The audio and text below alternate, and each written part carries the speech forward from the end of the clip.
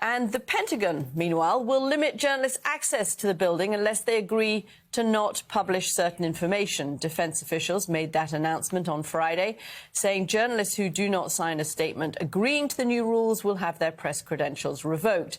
A memo sent to the in-house press corps reads in part, quote, information must be approved for public release by an appropriate authorizing official before it's released, even if it is unclassified. The change is set to take effect over the next 2 to 3 weeks and has led to widespread condemnation from press organizations. Joe, these are different stories that we've just given viewers at the top of the 7 o'clock hour, but they are linked in the sense of the government using the levers of its organization, whether it's the FCC, that ruling at the DOD, the Department of Justice, to achieve the same thing, which is to have coverage and institutions and individuals who are supportive of the president uniquely in positions of power. Right. And let's be really clear. Everything that Democrats warned about during the campaign, everything the media warned about, opinion writers warned about, is all coming together. You look at Brendan Carr at the FCC talking about taking somebody off television because they didn't like what that person said. And as the Wall Street Journal editorial page said, talking like a mafioso. Also, Ted Cruz said the same thing. You can do it the easy way or you can do it the hard way. So ABC pushes Jimmy Kimmel off the air. You have the President of the United States ordering his Attorney General to go after his political enemies, who he concludes are, quote, guilty as hell. You have assistant attorneys that are being run out because they will not fire or they will not bring charges. And you have this happening at the Pentagon. Again, we can go down the list. You have John Carl, I think twice in 2 days. John Carl, a respected ABC News reporter, respected by Republicans on the Hill, told to his face that he needed to be sent to prison because he was saying things that Donald Trump didn't like. All of this coming together at one time, obviously a reason for many, and I would hope Republicans in the Senate, more than just Ted Cruz and Rand Paul, reason for them to be concerned and maybe, just maybe, start speaking out. Let's bring into this conversation staff writer for The Atlantic, Frank Foer, and columnist and associate editor for The Washington Post, David Ignatius. David, I want you to talk about all of this, and at some point we'll get to what's happening with the demands of the arrests of Donald Trump's political enemies to his Attorney General. But first, let's talk about this Pentagon order, which leaves me asking the question: what straight reporter that wants to do the news, that wants to cover the news, can agree to those guidelines? So, Joe, the order, as it appears, basically is trying to turn Pentagon reporters into press agents for this Department of Defense. The idea that you can only write something if it's the pre-approved press release, basically, is so contrary to the way the press works, is supposed to work. There are so many examples over decades of the Pentagon press corps, one of the best press corps in Washington, in my experience, finding waste, mismanagement, chronic misuse of government, things that have been done to ordinary soldiers, whether it was friendly fire incidents or poor treatment of them, burn pits that expose them to toxic chemicals. I could go down a list of 100 things that our press corps at the Pentagon is exposed that are in the interests not just the American public, but of the individual men and women who were in the military. So this is an outrageous expansion of power, but it's in keeping with where Secretary Pete Hegseth has been taking the Department of Defense. I'm going to use the old-fashioned term, since he got there. So that's for the people in that press corps who cover that building, who try to embed themselves and cover our wars. It's outrageous to be treated basically like flax for the government. Yeah, I mean, the answer is no. Journalists aren't going to do this. This is not how this works. You know, there's obviously classified material that can be different. That's vetted separately. Responsible news organizations do that in a responsible way.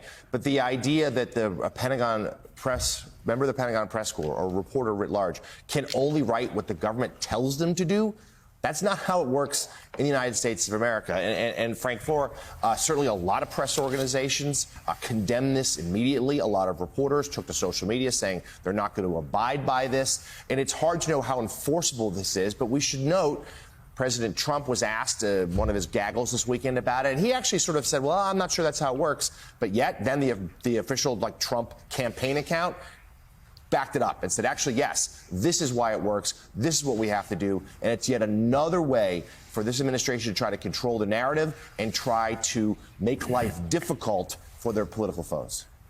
Yeah, this is an enormous scandal, and it would be normally the leading scandal on the front page of a newspaper, yet we're dealing with so many scandals simultaneously, so many abuses of power at the same time, that this is something that seems, you know, like a page 6 story relative to the rest of it. But it's all, as Kathy said earlier, of a piece. This is about the state blunting any sort of bastions of opposition that would slow down their ability to do essentially whatever they want. And the state is essentially merging with these other, or trying to merge with these other functions. And for a while, it seemed like we were standing on the precipice, but in reality, we've already fallen off the cliff.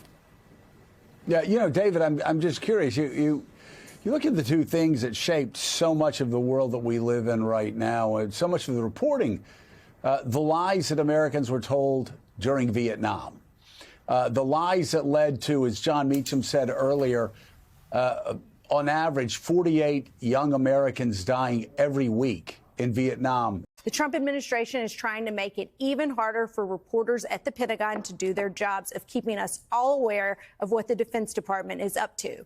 NPR reports that going forward, journalists must sign a pledge not to gather any information, including unclassified reports, that has not been authorized for release. Those who fail to obey will lose their press credentials.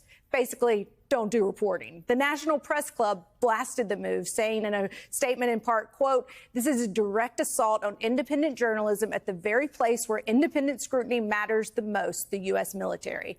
Joining us now is Kevin Barron, president of Elevation Global Strategies and former executive editor of Defense One. He's also the former vice president of the Pentagon Press. Okay, Kevin, this strikes me as the most insane press policy I've ever seen coming out of the Pentagon, and that has to say something. Basically, they're saying don't report on anything that you find out because you're reporting in a motion that literally would have prevented all of the great accountability journalism that has happened over the years about our country going to war. Yeah, I mean, if this policy stands, it's the death of American journalism at the Pentagon. It's nothing less than that. I covered the building for, more than 15 years. You live inside that place, and, it's a special place. It's a very unique job for journalists, even in Washington, for lots of reasons. The Pentagon is America's military headquarters. So any reporter that works there, and it's a small number of reporters in the American media ecosystem who have ever been able to have the privilege of being a Pentagon reporter. It's a small press corps, and there's not a lot of turnover. And the people that work there know, trust me, they know, I know, the seriousness with the duty that they're given. By reporting on the military, you're reporting on not just the leadership, the political leaders, but the senior military leaders themselves. and all the way down the chain of command through every level of troop you can think of. And it goes not just from that building, but around the world. When you're on the Pentagon press corps, you travel to military bases. And in our case, back in the day, it was war zones, combat outposts, forward operating bases. You go to foreign embassies. You go to NATO headquarters. You go onto ships. You travel in military aircraft, nuclear command aircraft, helicopters. So many places where your life is in their hands and vice versa. It's a very symbiotic relationship. There's a lot of trust that's built and required in it. All that to say, no president and no defense secretary have ever come close to having any kind of problem with the press corps that would require anything close to restricting the press corps' movements and actions like this. It's just beyond comprehension. Despite the outcry, Pete Hegseth has actually been boasting about this, doubling down on it. He posted on X saying, quote, "The press does not run the Pentagon, the people do." Is that true? So who represents the people in this equation? Is it Pete Hegseth, or is it reporters who come from all over the country who work hard to get the opportunity to get in there and ask questions on behalf of the communities they serve? For one of the few times I'll say this out loud, Pete Hegseth is right.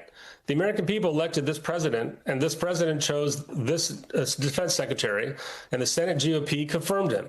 So this is the policy you get. It shouldn't be a surprise. You know, it would have been a surprise if they started with this back in February, but there have been a sequence of guidances that have come down from the defense secretary's office limiting press movements, targeting certain members of the press, certain organizations where they lost their seats, they lost their broadcast booths. All of these are moves that made it harder for reporters to report the truth. Harder to get. This is going to have, I've talked about the Streisand effect. The Streisand effect, where in trying to hide something, in trying to obscure something, in trying to make something invisible, all you end up doing is bringing a heck of a lot of attention to it. And that's the mistake that Trump and Pete Hegseth just made with regard to the military bases, the Pentagon, all of that. Because, and again, nothing happens without Donald Trump in this government. But effectively what he's saying is that if outlets, in particular journalists, want to cover the military, cover the Pentagon, cover, the armed forces, very newsworthy stuff, right?